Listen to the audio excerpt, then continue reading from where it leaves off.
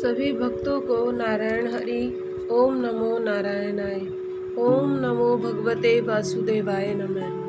भक्तों, आज मैं आप सभी को अश्विन मास कृष्ण पक्ष की इंदिरा एकादशी का महात्म्य सुनाने जा रही हूँ। युधिष्ठिर ने पूछा, मधुसूदन, कृपा करके मुझे यह बताइए कि अश्विन के कृष्ण पक्ष में कौन सी एकादशी होती है। भगवान श्री कृष्ण बोले, राजन, अश्विन कृष्ण पक्ष में इंदिरा नाम की एकादशी होती है। इसके व्रत के प्रभाव से बड़े बड़े पापों का नाश हो जाता है। नीच योनि में पड़े हुए पितरों को भी यह एकादशी सद्गति देने वाली है। राजन, पूर्व काल की बात है। सत्य युग में इंद्रसेन नाम से विख्यात राजकुमार थे, जो अब महिष्मतीपुरी के राजा होकर धर्म पूर्वक प्रजा का पालन करते थे। उनका यश सब और फैल चुका था।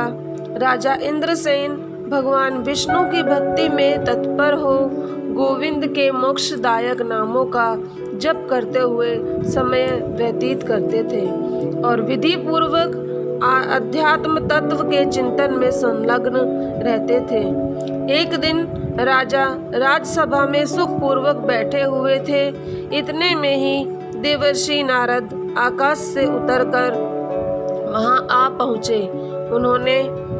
उन्हें आया देखकर राजा हाथ जोड़कर खड़े हो गए और विधि पूर्वक पूजन करके उन्हें आसन पर बिठाया।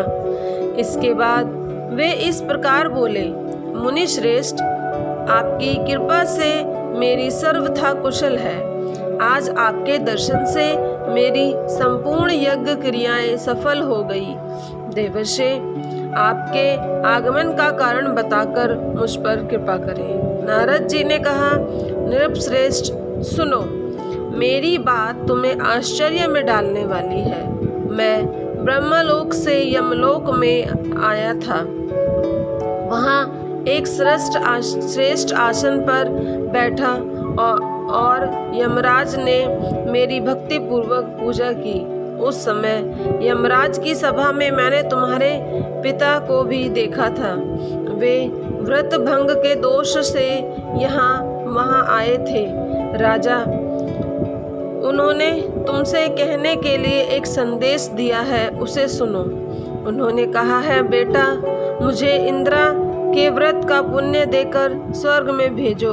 उनका यह संदेश लेकर मैं तुम्हारे पास आया हूँ। राजन, अपने पिता को स्वर्गलोक की प्राप्ति कराने के लिए इंदिरा का व्रत करो। राजा ने पूछा, भगवान, कृपा करके इंदिरा का व्रत बताइए। किस पक्ष में, किस तिथि को और किस विधि से उसका व्रत करना चाहिए। नारद जी ने कहा, राजेंद्र, सुनो, मैं तुम्हें इस व्रत की शुभ कारक विधि बतलाता हूँ। अश्विन मास के कृष्ण पक्ष में दशमी के उत्तम दिन को श्रद्धा युक्त चित्त से प्रातः काल स्नान करें। फिर मध्याह्न काल में स्नान करके एकाग्र चित्त हो एक समय भोजन करें तथा रात्रि में भूमि पर सोएं। रात्रि के अंत में निर्मल प्रभात होने पर एकादशी के दिन दातुन करके मुंह धोएं। इसके बाद भक्ति भाव से निम्नांकित मंत्र पढ़ते हुए उपवास का नियम ग्रहण करें। अद्य स्थित्वा निराहारे सर्वभोग विवर्जते शवो भोक्षये पुंडरीकाक्ष शरणम में भावाच्युत। कमल नयन भगवान नारायण, आज मैं सब भोगों से अलग हो निराहार रहकर कल भोजन करूंगा। अच्युत, आप मुझे शरण दें। इस प्रकार नियम के मध्याह्न काल में पितरों की प्रसन्नता के लिए शालग्राम शिला के सम्मुख विधि पूर्वक श्राद्ध करें तथा दक्षिणा से ब्राह्मणों का सत्कार करके उन्हें भोजन करावें। पितरों को दिए हुए अन्न में पिंड को सूंघकर विद्वान पुरुष गाय को खिला दें। फिर धूप और गंध आदि से भगवान ऋषिकेश का पूजन करके रात्रि में उनके समीप जागरण करें। तत्पश्चात सवेरा होने पर द्वादशी के दिन पुनः भक्ति पूर्वक श्री हरि की पूजा करें। उसके बाद ब्राह्मणों को भोजन कराकर भाई बंधु नाती और पुत्र आदि के साथ स्वयं मौन रहकर भोजन करें। राजन, इस विधि से आलस्य रहित होकर तुम इंद्रा का व्रत करो। इससे तुम्हारे पितर भगवान विष्णु के वैकुंठ धाम में चले जाएंगे। भगवान श्री कृष्ण कहते हैं, राजन, राजा इंद्रसेन से ऐसा कहकर देवर्षि नारद अंतर ध्यान हो गए। राजा ने उनकी बताई हुई विधि से अंतःपुर की रानियों, पुत्रों तथा भृत्यों सहित उस उत्तम व्रत का अनुष्ठान किया। कुंती नंदन, व्रत पूर्ण होने पर आकाश से फूलों की वर्षा होने लगी।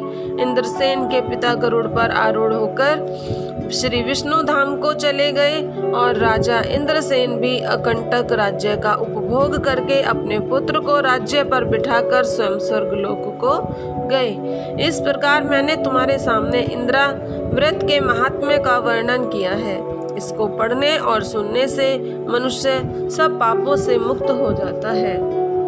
सभी भक्तों को नारायण हरि। सभी भक्त इस पर पूर्ण रूप से विश्वास करें कि जो इसमें लिखा है वह एकदम सत्य है। इसीलिए सभी श्राद्ध की इंद्रा एकादशी का व्रत करें तथा अपने पितरों को मोक्ष प्रदान करें। ओम नमो भगवते वासुदेवाय नमः। आप सभी को आपका दिन बहुत शुभ हो।